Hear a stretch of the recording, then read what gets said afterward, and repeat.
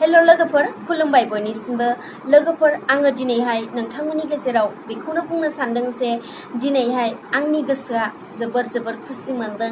बे खुसिखौ आङो नोंथांमोननि अननाय मोजां मोननाय आंखौ हाजासे हेफाजाब खालामनाय बिनि दारैनो आङो बे खुसिखौ दिनै मोनफैफुंनो हाबाय। लोगोफोर बिनि थाखायनो आङो गासैबो आंनि आंगोनि लोगोफोरखौनो आंनि गोसो गोरबोनिफ्राय रोजा रोजा साबायखर आङो जासिहरो। लोगोफोर आङो गोबाव सम जायाखैब्लाबो थांनाय 2019 नि डिसेम्बर बे दाननिफ्राय आङो इउटुबाव नांथाबबोदोंमोन बा इउटुब आङो सालायबोदोंमोन। नाथाय आंनि माखासे भिडिअफोरा इसिबां मानि मोजां जायामोन, बिनि थाखायनो भिउसआबो जायामोन। बिनि थाखायनो आंनि चेनेला थाबै मनिटाइज जायाखैमोन। आंनि चेनेला मनिटाइज जादोंमोन एप्रिल दाननि 29 अक्ट'खालि आंनि चेनेला मनिटाइज जादोंमोन।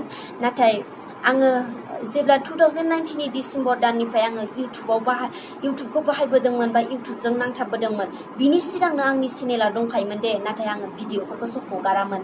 नाथाय बै भिडिअ मोननै मोनथाम हगारखानाय दंमोन, बेजोंनो थाबै आंनिया चेनेला थाब मनिटाइज जाफैदों आरो।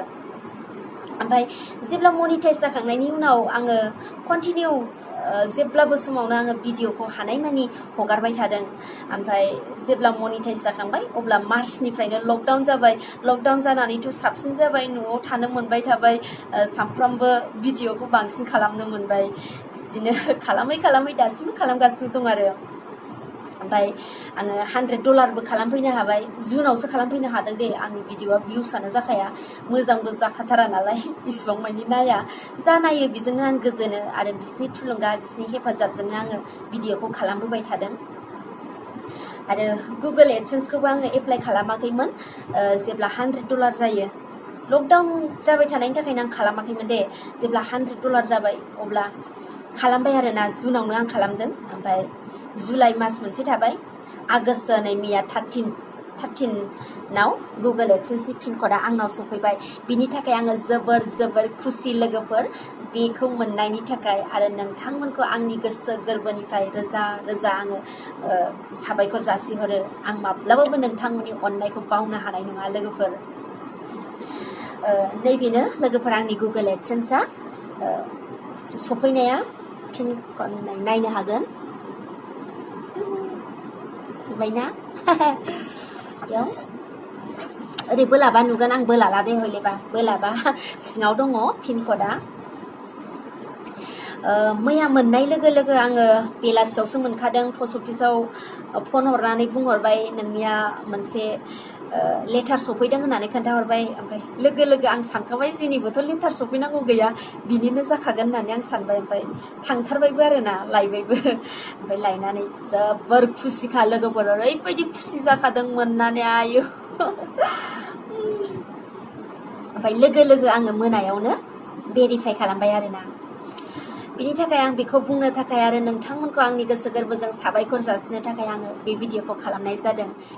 आरो आंनि बे गुगोल एडसेन्सनि पिन क'ड सफैनायखौ नोंथांमोननोबो मिन्थिहोनांगौ होननानै आङो सानदों। बिनि थाखायनो आङो बे भिडिअखौ दिनै खालामदों। मानो होनोब्ला नोंथांमोननि अननाय हेफाजाब होनाय बिनि दारैसो आङो दिनै बेखौ मोनफैनो हादों। आरो गोबाङानो आंखौ सिगाङाव सोंहरदों, आब' नोङो इउटुबाव बेसेबां रां खामायो बेसेबां? आं बुङो दे लोगोफोर, आङो थाइसेबो खामायफेराखै। नै बेखौ आङो एबारसो मोनजेनबाय, हाबसिगोन आरो एबारसो फार्स्ट टाइम। आंनि फार्स्ट डलारखौ नायनो हागोन लोगोफोर, आङो आंनि नैबे फार्स्ट मोनजेननायखौ आं खोन्थागोन नोंसोरनो, नायनानै लानो हागोन। नाथाय लोगोफोर एबार खेनसे मोनोब्लाबो उनाव आङो बुंनो हाया, आंनि भिडिअआनो भिउस जाखाया नालाय। उनाव आङो थाबैथ' आङो मोनफिनखानाय नङा, मोनबाबो आङो बिदिनो 6 मास 7 मास बिनि गेजेराव मोनहैनो हागौ आरो, मोनोब्ला खेनसेसोआ नोंथांमोननि अननायावसो। अब्ला लोगोफोर आङो बेखिनियावनो नोंथांमोनखौ आरोबाव आंनि गोसो गोरबोनि रोजा नोंथांमोननो साबायखर जासिनानै दिनैनि भिडिअखौ बेखिनियावनो दोनथ'बाय। एसेनोसै लोगोफोर, बयनिसिमबो खुलुमहरबाय। बाय बाय।